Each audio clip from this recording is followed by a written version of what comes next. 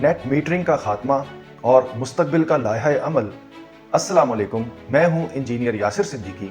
नेपरा ने बाकायदा तौर पर प्रोज्यूमर रेगुलेशन जारी कर दिया है और उसके साथ ही अमली तौर पर नेट मीटरिंग का खात्मा हो गया है और अब नया निज़ाम नेट बिलिंग का है। यानी अब जो बिजली आप ग्रिड को एक्सपोर्ट करेंगे वो कम रेट पर खरीदी जाएगी और जो आप ग्रिड से इंपोर्ट करेंगे वो ज़्यादा रेट पर आपको बेची जाएगी। इस मामले में नए और पुराने यूजर्स में सिर्फ बाय बैक रेट का फर्क रखा गया है।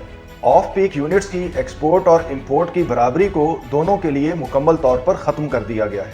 अब सवाल ये है कि क्या नेपरा यकतरफा तौर पर इस मुआहदे को ख़त्म कर सकती थी?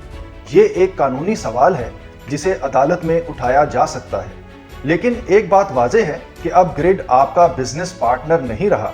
ये नया सिस्टम सिर्फ उन सारिफीन के लिए फ़ायदेमंद हो सकता है जो अपनी ज़्यादा जनरेशन को खुद ही इस्तेमाल कर लेते हैं। लेकिन यहाँ भी एक मसला है, सिस्टम की कैपेसिटी को सैंक्शन लोड के साथ बांधकर इस फायदे को भी महदूद कर दिया गया है।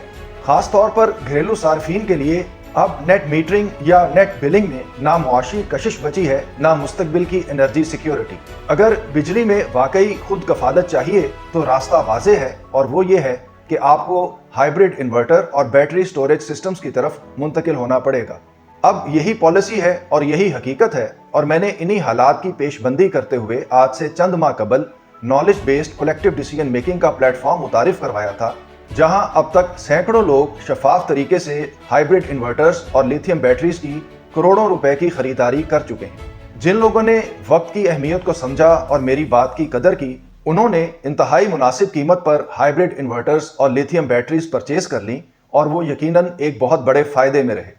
अब जबकि नेट मीटरिंग खत्म हो चुकी और सीजन भी शुरू होने वाला है, तो बैटरीज और हाइब्रिड इन्वर्टर्स की कीमतों में तेजी से बढ़ने के आसार नुमायां हो चुके हैं। समझने की बात यह है कि जो लोग बर वक्त फैसला करते हैं वही फायदे में रहते हैं। इसके साथ ही मुझे इजाजत दीजिए। अल्लाह हाफिज।